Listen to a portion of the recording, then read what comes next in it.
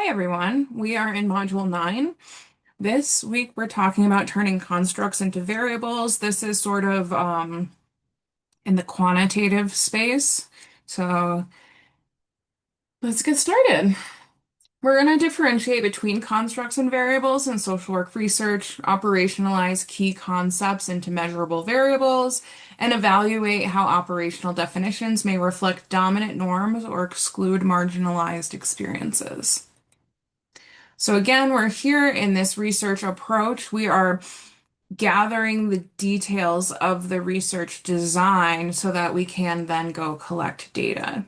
By the time we collect data, we need to have our constructs or ideas of what we want the research to be like clearly defined and able to be captured in a closed response set. And I'll sort of show you what that means.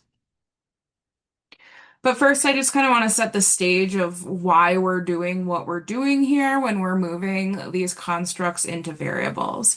So, as a reminder, there are some goals to quantitative research, which includes valuing objectivity coming from that positivist paradigm we talked about a few weeks ago, and the idea that there is one truth or reality.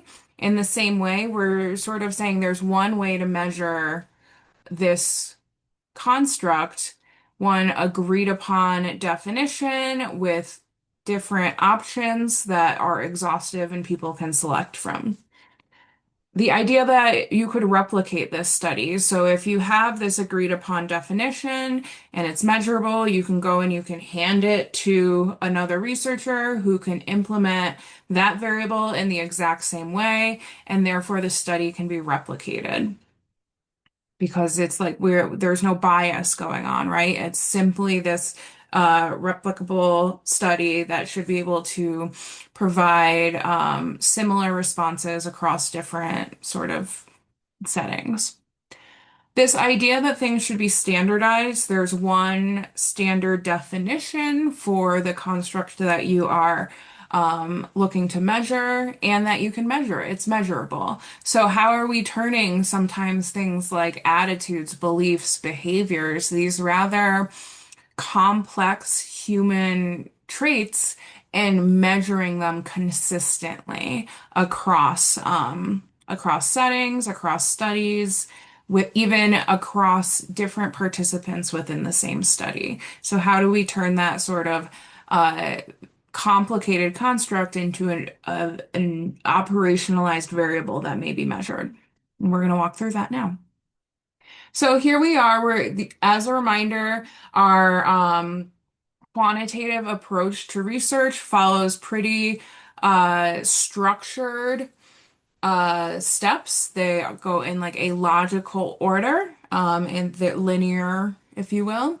And so first we started with defining the problem, and now we're going to select specific variables. Your variables are showing up in your research question. So if you're asking a quantitative question, I know I just talked to a group who was talking about, how do depression symptoms vary in older adults by their living arrangement? So here we have a couple variables. We have depression symptoms. So that might look like something like, what are your symptoms of depression? And you list, feeling sad, feeling hopeless, suicidal ideations, my sleep patterns off, I'm eating differently. Those are the different attributes that might measure different depressive symptoms. And how do they vary across living arrangement types for older adults? So let's focus on living arrangement types. We have in place at home, assisted living facility. You could have a skilled nursing facility, a older adult um, retirement community. Those are different attributes that could be how you measure the idea of living arrangement for these older adults. And how do you define older adults? So the individuals who offered this question to me were saying 65 plus, but you're going to have to capture the age of your participant to know whether or not they meet that criteria. Age, again, is a variable, and it could be the number of years that you live, or it could be what's your date of birth, or what's your year of birth. Those are different ways that you might be able to capture age. So your problem identification and research question are going to help you select your specific variables, which informs the quantitative research design that you will be engaging with. So I gave you I threw out a couple examples right there, but I just want to take a step back and define a variable. So a variable is a construct or a concept that varies or changes. So we mentioned age, living arrangement, a type of depressive symptom. These are all ideas that have different variations in responses, right? So, depression symptoms we mentioned, feeling hopeless, feeling sad, suicidal ideation. These are different, varied ways that you could experience depression. Age, are you 15? Are you 25? Are you 55? So that age varies over time. So all of these different constructs can be variables. But variables are specifically used to measure these concepts in our research. So in order to do that, we need to consistently define a variable. You might ask what's not a variable. It's like, well, doesn't everything vary? Well, not necessarily. There are constants like pi or when the temperature freezes, and some of these constants are used in mathematical or statistical analysis to help us come to our ultimate conclusion. Um, to where we get our results and our findings. And while we won't really go into the specifics of those statistics, it's important to know that your variables are also going to be measured, um, depending on the variation of the response. So let's just break this down. Let's start with a concept. So concepts are just ideas. They're ideas that are relevant to our social work research. And I'm sure depending on your research topic, you have a few concepts. I'm using concepts and constructs interchangeably here, by the way. So example, hunger. Hunger is a concept. But the challenge here is that hunger could have several definitions. So when my tummy is rumbling and I haven't eaten in a while, I feel hungry. That is this physiological feeling that I haven't eaten food in a while. So the concept of hunger and how might we measure this? How many hunger pangs I felt in from noon to 8 o'clock p.m., or uh, how many times my tummy made a noise, that like gurgling noise to indicate that it's hungry. Those could be ways that number of times that, those instances occurred are ways that we could measure that physiological feeling of hunger. It could also be the result. However, hunger is a term we use when we're describing people who lack social or economic access to adequate food. Our children are hungry in the schools because there's no national school lunch program. There's a social economic sort of aspect to this term. So the United States Department of Agriculture actually recognized this was happening, and in 2006, they went to operationalize a new term to differentiate between the physiological feeling of hunger and the social economic need that indicates someone is hungry. And so this is how we came out with two different terms. We have hunger, the physiological, the number of pangs, the frequency of my tummy grumbling, or food insecurity. Food insecurity is a measurable way to identify when people lack access to food. And it will ask questions like, have you ever skipped a meal? How often are you able to create balanced meals? Have you ever not ate so your child could eat? Like there are all these different questions that are standard and then result in a number that's going to define, whether you are food secure, you have marginal food insecurity, you have or marginal food security, low food security, or very low food security. And this idea of very low food security used to be called hunger before 2006 when they realized, uh-oh, we have like two different ways that we're using this term. We better operationalize a new term. So, as I've alluded to, variables have things called attributes. So, you are asking a question, perhaps on a survey, that's getting at the concept or construct to become variable that you're interested in. And because by nature variables vary, there are different options that you can select to answer that question. And so those options, the variables options, are called attributes. And so here, for example, I just mentioned the different attributes for food insecurity. So you could have high food security, marginal food security, low food security, or very low food security. And that'll depend how you scored on the food security module. That is a short survey of those questions. How often were you able to make balanced meals? Did you ever skip a meal? Those sort of things. For ethnic group, people might ethnic group being the variable we're interested in. What ethnic group do you identify with? Could be Asian, Caucasian, Latino, African American, or Native American. And I want you to sit and think about that with the Martinez et al. Article that we read for today. We're going to jump into this discussion a little bit more in the next lecture. So this is a really high quality, I would say, um, YouTube video on operational definitions. If you're still sort of having trouble wrapping your head around operationalization and moving moving constructs to variables, I would suggest this. I have this QR code right here that you can use, or if you download my lecture, you'll notice that in the notes section, I've added the link to this YouTube video. I can't like play a YouTube video in a YouTube video since I host these lectures on YouTube. So I'm just hoping that I can provide you with these resources and you can use them as you may.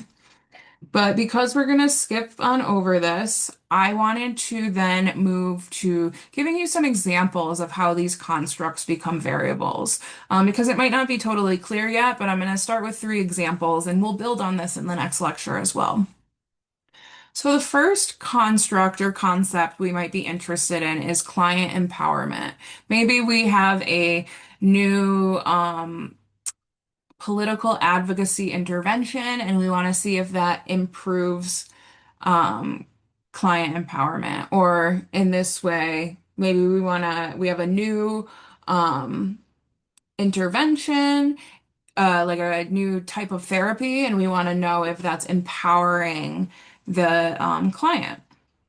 So the construct or concept we're working with is client empowerment, the conceptual definition. So before we go and we standardize a definition and we start developing attributes to help define that, it's a good idea to just have an idea of what the concept is generally. So client empowerment here is defined by the extent to which clients feel they have control over decisions affecting their lives and services.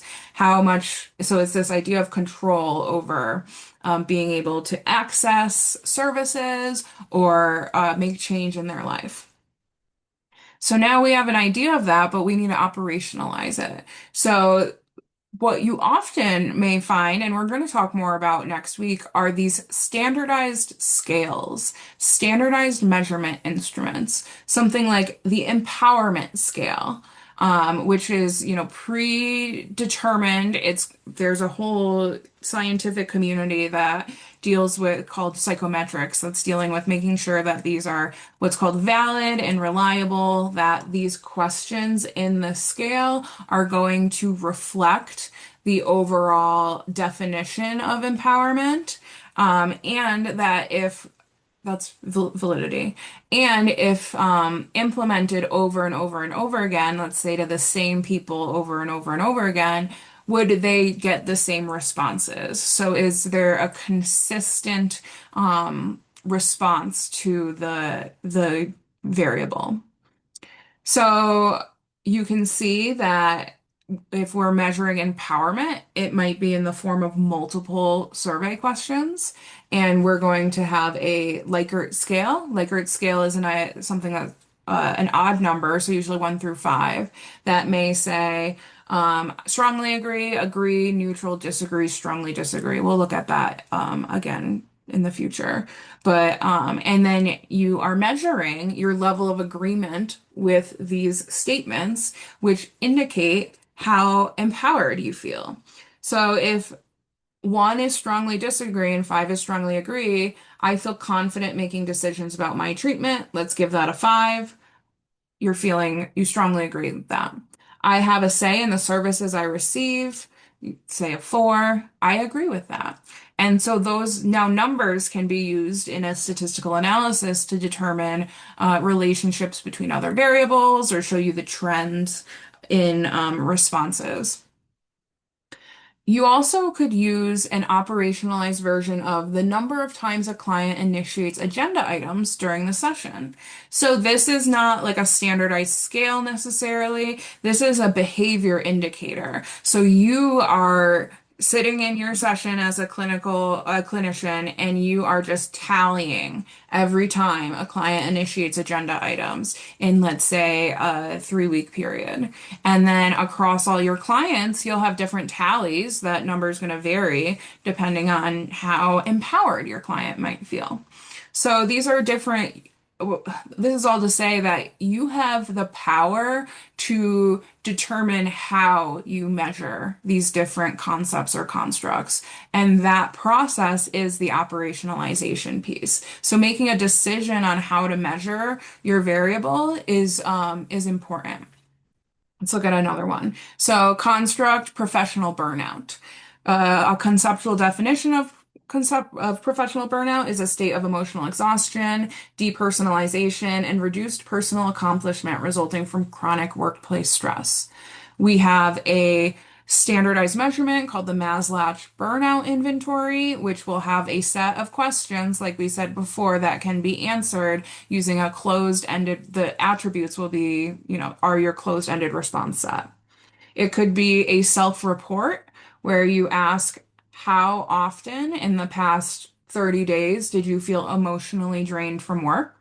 And your participant's going to give you a number from 0 to 30, and that's measuring their burnout. You could also ask about turnover intention. How likely are you to leave your job in the next 6 months?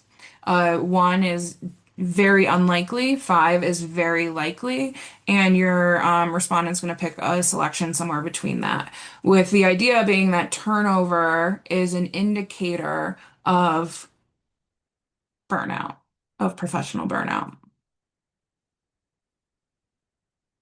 And this is my final example is trauma exposure. So this is the direct or indirect exposure to events involving actual or threatened harm. And let's say we're thinking about child trauma. It could be the number of adverse child experiences. So that standardized scale, the ACEs, very well established, often used, ends up on a scale of 0 to 10. Provide them with the ACEs inventory and identify their ACEs score. It could also be a dichotomous variable where there's no exposure to physical abuse or reported exposure to physical abuse. Now, how are you collecting that data? Is this administrative records with the Department of Children and Families, or are you asking for a self-report from your child? Because that may vary, right? Like the DCF's definition of physical abuse may be different than how a child conceptualizes physical abuse, or a parent, if you're asking the parent, have they ever experienced physical abuse? And then we're going to talk a little bit about measurement error. So if you're just straight up asking a parent, have they ever experienced physical abuse? Is there a social desirability bias that they're going to say no, and that's not actually true? Here's where we're getting into measurement error. Is it that they spank their kid but don't consider that physical abuse? They might say no, but they're spanking their kid once a week. So as you can see, when we're trying to measure constructs with individuals, with human behavior, it can get a little wonky, and you have to be really careful in the decisions that you make, in the questions that you're asking to measure that variable, and the response sets that are available to respond to your operationalized variable, your attributes. And or you could use a child trauma screening questionnaire, another pre-existing standardized instrument that's going to help identify trauma in children. And this, again, is all just for children. So think about how trauma might be differently measured if you're talking about it with adults. So, just to summarize, an operational definition is a process by which a researcher defines how a concept is observed, very clearly in specific definition, and then translating that into measurement. So, how are you applying quantifiable numbers to this agreed upon definition? So we'll stop there and I'll meet you next lecture. We'll have an activity turning constructs into variables. Next lecture is called operationalization, the good, the bad, and the ugly. And then we'll have a final activity where you talking about operationalizing race and ethnicity using an anti-racist and anti-oppressive lens. So I will see you back.